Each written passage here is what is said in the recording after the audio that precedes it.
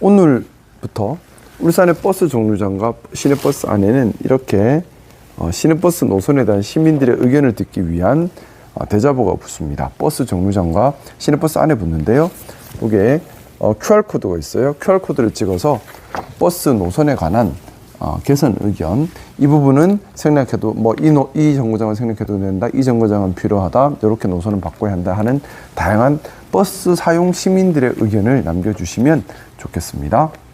향후에 이제 8월 26일 내일부터 9월 30일까지 이렇게 시민들의 의견을 청취하고요. 이걸 바탕으로 전문 용역을 보낸 후 전문 용역 결과가 나오면 다시 한번 시민들께 용역 결과를 그대로 오픈하고 또다시 의견을 청취하고 그 후에 마지막 노선 개편 의견을 드릴 예정입니다.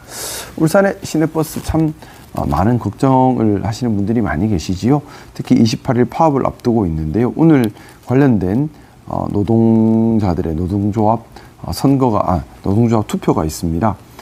우리 울산시에서는 계속해서 노사 간의 원만한 합의를 당부드리면서 시에서 할 수 있는 최선의 역할을 하고 있는 중인데요. 일단 시에서 버스 회사를 도울 수 있는 법적으로 가능한 모든 방법과 안, 그동안 연구했던 것을 오늘 오전 부시장 주재로 브리핑을 하고요. 이 이후에 우리 시청의 교통국 직원들이 각 버스 회사 5개 버스 회사에 모두 나가서 우리 버스 노동자들을 만나 뵙고 또 시청의 울산시의 버스 회사 지원안에 대해서 직접 설명을 드리면서 파업보다는 원활한 운행을 전제로 한 서로 간의 대화로 길을 찾자라는 설득 작업에 나설 예정입니다. 우리 시청 공무원들께서 정말 열심히 그 파업 말고 원활한 안을 만들자에 그걸 위한 설득의 노력을 정말 많이 하고 있어요. 지난주부터 거의 매일 계속해서 노사와 함께 울산시가 머리를 맞대고 지혜를 모으고 있고요. 거의 매일매일 만나서 계속 회의가 이어지고 있습니다. 그리고 오늘 오전에는 울산시에서 법적으로 할 수 있는 모든 최대치 안이 무엇인지 공개적으로 브리핑을 하고 그 브리핑된 것을 바탕으로 5개 버스 회사에 각각 방문해서 버스 노동자들을 직접 만나 뵙고 또 설명을 추가로 더 드릴 예정이에요. 이렇게 시청에서는 나름 최선을 다하고 있지만 그래도 우리 버스 노동자들 입장에서는 아쉬운 점이 분명히 많을 거라고 생각합니다. 기본적으로 민영제 구조이고 또 10년 동안 쌓여있는 불신, 그리고 10년 동안 쌓여있는 엄청난 채무, 이런 부분들을 하루아침에 해결할 수는 없거든요. 노동자들 입장에서야 바로 해결하기를 원하겠지만 그게 법적으로 가능한 범주가 아니에요. 그래서 우리 버스 노동자들께서 이런 상황을 좀 인지해 주시고 함께 지혜롭게 이 문제를 해결하기를 부탁드리고 싶습니다. 시민들의 이동권을 볼모로 해서 협상에 나서는 것은 적절하지 않죠. 분명히 울산시의 잘못은 있습니다. 지난 10년간 매년 그때그때 각 회계연도에 정리해야 될 채무를 정리하지 않았어요. 해마다 정리해야 될 채무를 정리하지 않아서 1,600억 가까운 엄청난 채무가 쌓여버렸고 그 채무가 언젠가는 갚아야 될 돈이잖아요. 지금 청구서가 들어온 겁니다. 그런데 문제는 법적으로 이걸 한 번에 정리할 수 있는 방법도 없다는 거예요. 그래서 묘수, 해안을 찾아야만 합니다. 좀 답답하긴 해요. 지난 10년간 쌓여있던 채무가 한꺼번에 지금 청구서가 오니 참 저로서는 힘든 입장인데요. 우리 버스 노동자분들께 간곡히 부탁드리고 싶어요. 힘으로 해결하는 것이 아니라 머리 모아 지혜로 해결해야 한다. 법적으로 불가능한 걸 강하게 강요한들 결과는 파행밖에 없지 않습니까? 그것이 아니라 가능한 방법을 찾자. 그 가능한 방법이라고 하는 것이 올해부터 일단 제가 취임하자마자 바로 지시한 건데요. 적자 보존액을 100% 최대한 올려라. 지금까지는 사실은 60 몇 프로인 경우도 있었고 많이 올려도 96%, 97% 하면서 계속 버스 회사가 적자가 나는 것은 당연하다는 전제 하에서 울산시내버스가 운영이 됐었는데요. 이제 그렇게 그냥 내버려 두지 않겠다라는 의지 표명을 했고 일단은 그것이 시작점이라는 생각입니다. 그리고 이 이후에는 조례 개정을 통해서 조금이나마 또 우리 노동자들을 도울 수 있는 길을 찾고 있고요. 본질적으로는 교통공사를 설립을 해서 시에서 책임을 져야 될 문제입니다. 어쨌든 지난 10년간 쌓여있던 그러니까는 쉽게 말해서 그건 거예요. 대중교통 공공재죠. 그러면 1년을 2017년에 운행을 해서 30억의 적자가 쌓였다면 그 30억은 2017년도에 해결을 해야 됩니다. 근데 그걸 하지 않고 계속 쌓아버린 거예요. 계속 쌓아버리니까 어느새 많이 쌓여서 미적립 퇴직금 800억, 그리고 미지급 통상임금 800억 하면서 1600억의 빚이 덜렁 쌓여버린 겁니다. 근데 회계연도 법상 당연 회계연도 해결 다 죄송합니다. 법상 당해 회계연도 해결을 다 해야 하는데 그걸 하지 못하다 보니까 지금 시에서도 한꺼번에 해결을 못하는 문제가 생긴 거고요. 그 돈도 천문학적인 돈으로 커져버린 상황입니다. 어쨌든 최선을 다해서 더 노력할 것이고요. 오늘 오전 부시장님께서 브리핑한 후에 교통국 직원들이 각 버스 회사로 가서 노동자들에게 한 번 더 소통하면서 또 설명을 드릴 계획입니다. 시장은 바뀌었다고 하지만은 사실 버스 노동자 입장에서는 똑같은 시죠. 그래서 제가 우선 우리 노동자들께 그간 10년간 울산시가 똑바로 역할을 하지 않고 채무를 외면하고 그래서 결국 버스 노동자들의 삶이 망가지도록 한 것에 대해서 진심으로 사과의 말씀 한 번 더 올립니다. 네.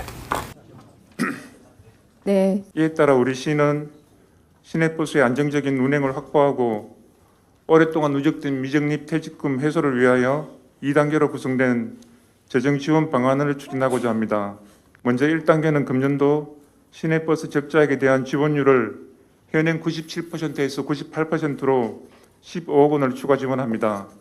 이것은 우리 시가 현행 여객운수사업법을 위반하지 않고 지원할 수 있는 최대 규모입니다. 나아가 2단계로 2027년도에는 손실보조금 100% 지원과 시내버스 업체의 경쟁 유도를 위한 재정 차등 지원금 30억 원 등 총 45억 원을 추가 지원하여 시민들에게 안전하고 편리한 대중교통 서비스를 제공할 수 있도록 하겠습니다. 다만 손실 금액을 초과하는 지원은 조례 개정을 통하여 지원 근거를 마련하여야 하고 이를 위해서는 시의회의 조례 개정 발의 및 의결이 필요하며 관련 법령 검토 및 유권 해석 등 사전 절차가 필요합니다. 노사 모두 한뜻이 되어 의회를 설득해 주실 것을 간곡히 부탁드립니다. 재정적자 지원율을 100%로 상향 지원하고 성과별 재정 차등 지원액을 포함하는 이러한 전제 조건이 충족될 경우 총 65억 원이 추가로 지원되며 버스 회사에서 2027년부터 매년 65억 원을 전액 퇴직금으로 적립하고 퇴직급여 제도를 DC형으로 전환할 경우 미적립금 완전 해소에 13년 정도 소요될 것으로 기대됩니다. 우리 시는 눈앞의 임시방편에 그치지 않고 오랫동안 몸담아온 직장을 떠날 때 승무원들의 소중한 권리가 보장되는 그날까지 흔들림 없이 지원을 이어나가겠습니다. 파업은 해결책이 될 수 없습니다. 시내버스 파업은 시민의 발을 묶고 당면한 현안을 해결하는 데 아무런 도움이 되지 않습니다. 노사가 한 걸음씩 양보하고 파업 대신 상생의 길을 모색할 때 비로소 시민의 신뢰를 되찾고 안정적인 운행 인프라를 구축할 수 있습니다. 노사가 성숙한 대화와 타협을 통해 모두가 납득할 수 있는 결론을 도출할 수 있도록 울산 시민 여러분께서도 따뜻한 관심과 인내로 이번 협상 과정을 함께 지켜봐 주시기를 부탁드립니다.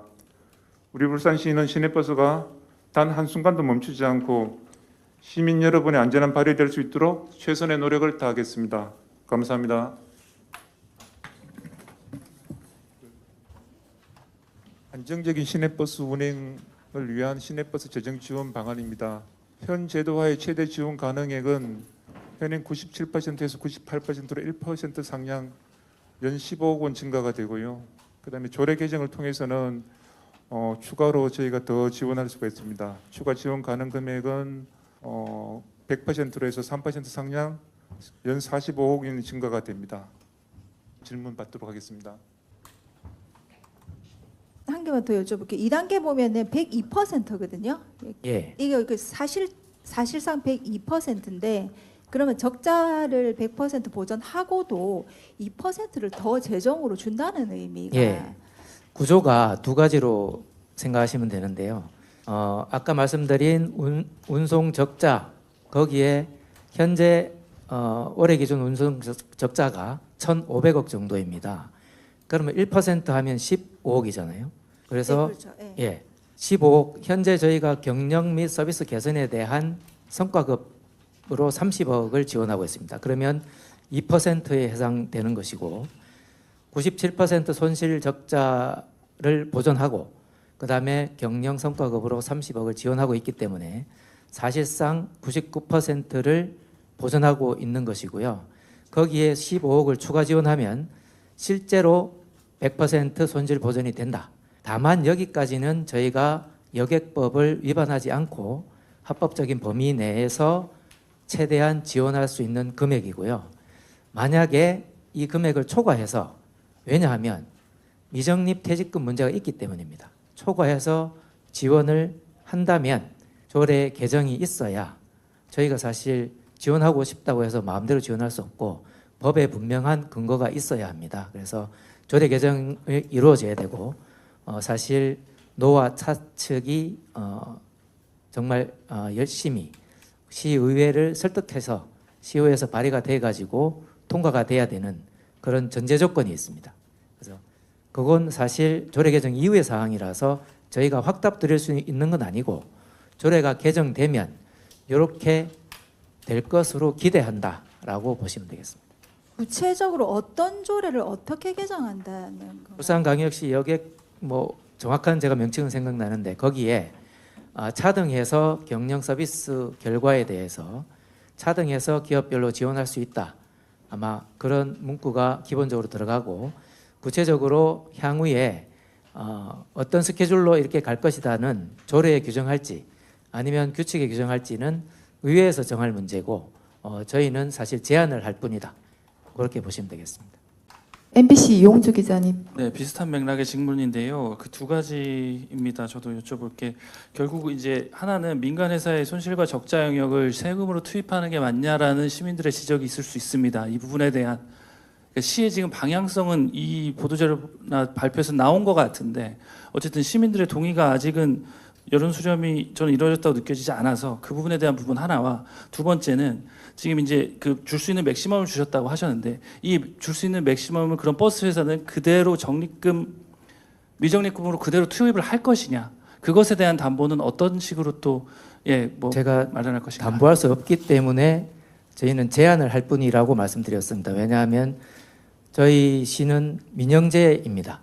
타시도에 넘는 제도이고요. 그래서 사실상 이거를 퇴직금으로 적립할지 안 할지는 최종적으로 노사가 협약에 따라서 결정할 문제입니다. 그래서 최대 저희가 제시한 13년이라는 거는 내년부터 DC형으로 전환을 하고 그리고 추가 지원되는 금액을 100% 미적립 퇴직금으로 적립했을 경우에 그렇다는 것입니다. 그래서 저희가 이래라 저래라 할 사안은 아니다. 그렇게 말씀을 드리고요. 시민들의 동의 문제는 조례 개정을 전제로 한다고 말씀드렸듯이 100% 초과하는 부분이 의회를 통과한다면 어느 정도 시민들의 대표성을 갖는 것이 아닌가 저는 그렇게 생각합니다. 네, 한겨레 주성미 기자님.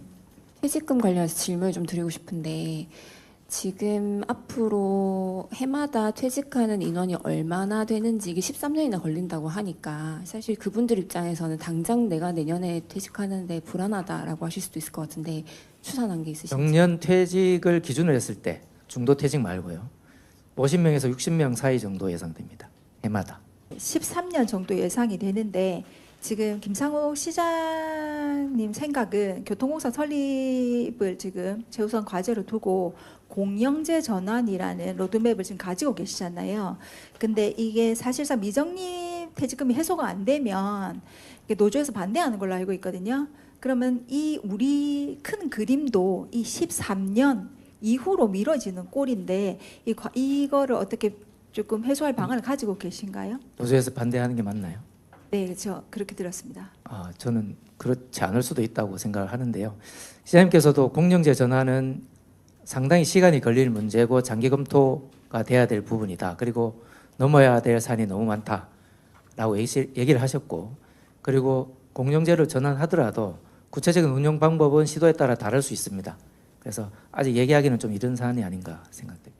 그러면 이 미적립 퇴직금을 해소하는 과정에서 이 13년을 기다리지 않은 과정에서 어쨌든 공영제 전환이 가능하다고 보시는 거죠? 사실 될 수도 있고 안 될 수도 있고 사실 그 부분은 장담하기 어려운 부분이라고 생각합니다.